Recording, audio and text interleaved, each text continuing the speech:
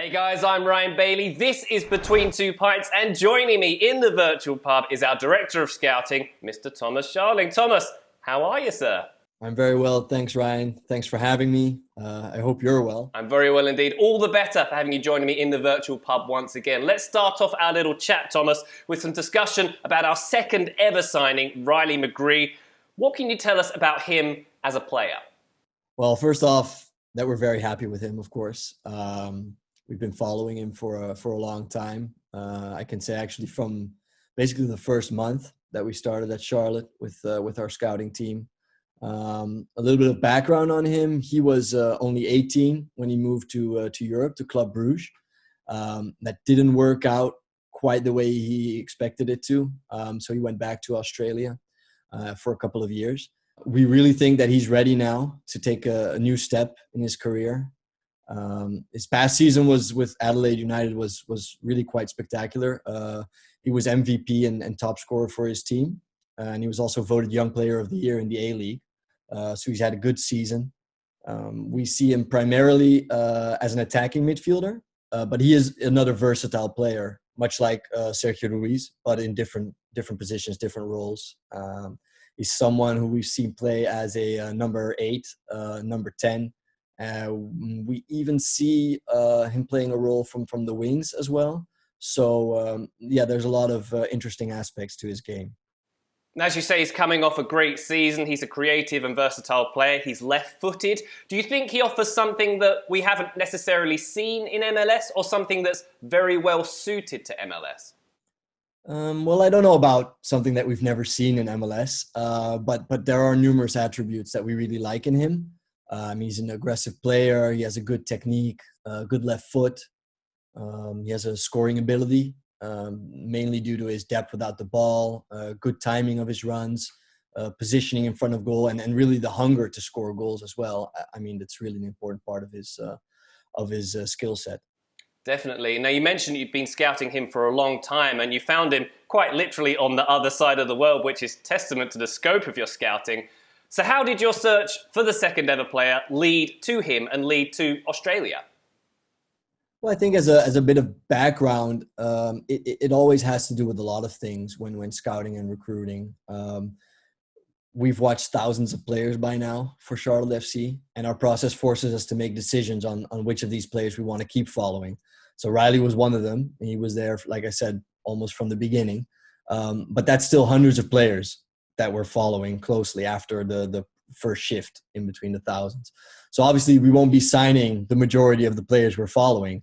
Now, why does it come to, for instance, Riley or Sergio? Well, it has to do with profiles that we've set up for each position. In Riley's case, it has to do with how he fits in with Sergio, because Sergio was there first. He's already on our roster, so we need to see how those two complement each other. Obviously, it has to do with our ratings, the amount of options we have for each positions, the alternatives, if you will. And it, to be honest, it has to do with timing, availability of the player, our network, the background information that we can find on him. All of this decides whether you go for a player now, whether you go for him in the future, or whether you don't go for him at all in the end. Now, Riley's off to the Championship in England, and that's a location that I think Zoran has mentioned he would like to loan players to in the future. What makes the Championship a very suitable loan destination for these future MLS players? I mean, I think it's a very competitive league, a lot of tempo. It's clearly a considerable step up for Riley, coming from the Australian A-League to the Championship. He's going to be training under a very experienced manager, which we think is also very positive. And I think we're going to look at it case by case. You know, some players, for instance, for Sergio, it was probably very good to stay in Spain, to stay in a league that he knows, but, you know, to go to a better club, a more stable club. And for Riley, we think that this is the best situation for him in order to progress and develop himself as a player. And speaking of Sergio Ruiz there, we know that he's now becoming a regular starter at Las Palmas. How's he getting on from your perspective? Are you pleased with the progress that he's making? Yeah, very pleased. I mean, to be honest, he was only there for, I think, 10 days. So that was 10 days of training with the group before they started. He had to play his first game. And the coach immediately started playing him. They've played 5 games so far. He started all of them, and he was only subbed off in the first game after about 78 minutes, if I recall correctly. So that's a really promising start. He's been playing as the lone holding midfielder in a 4-3-3. I think he's playing well. We do a lot of internal scouting, obviously, so we've been following him closely with our entire team. Zoran, the scouting department, Mark Nichols, Steve Walsh. I think his team is very competitive. The results have not all gone their way, but it's a very competitive team. And you have to remember that it's not easy to come off a difficult season like Sergio. It was a tough year with Racing Santander. They got relegated, and for him to then immediately come into this team and earn his spot right away, I think it's a big compliment to him.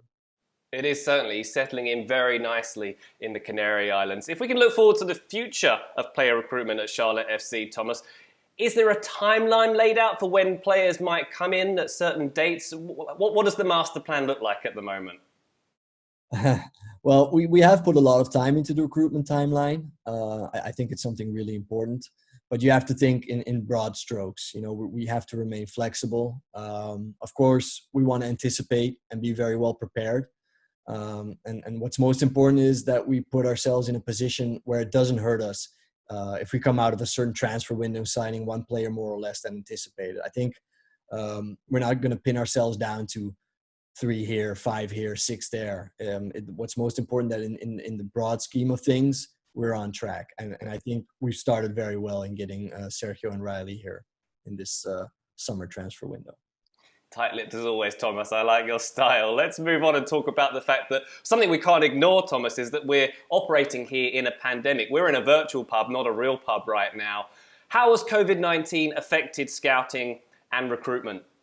Well, it's affected our live scouting. There's no denying that. I don't think it's something that could have been avoided as well either. Our scouting team, though, has done a really great job so far at identifying players that are of interest to us. And we're going to keep doing so while we continue to build our roster. What's been really important as well so far is that Zoran and I have had the support of David Tepper and Tom Glick. So this has allowed us to continue preparing our roster despite our start date moving to 2022. And personally, well, Zoran and I, we both think these preparations are going to really help us in the future. Absolutely. Thomas Schaling, it's been a pleasure to have you in the virtual pub once again. We can't wait to have you join us in Charlotte in the near future. One last question for you. When you do arrive in Charlotte, what's the first thing you're going to do when you arrive? Is there one thing you're looking forward to do when you get here in the Carolinas? Well, what's most important is that I'm hoping, and so is my family, that when we get there next time, it'll be to permanently move there. Of course, it's going to be really great to be able to work with everyone in an office once that's possible. But from a personal point of view, we're looking forward to building up our lives there, explore the area, make new friends, find a good coffee place, find vegan restaurants, that type of stuff. So we hope that happens as soon as possible. And we're really excited to get there. Really excited to have you join us here too, Thomas. Thank you so much for joining us in the virtual pub today. Cheers. Cheers, Ryan. Thanks for having me.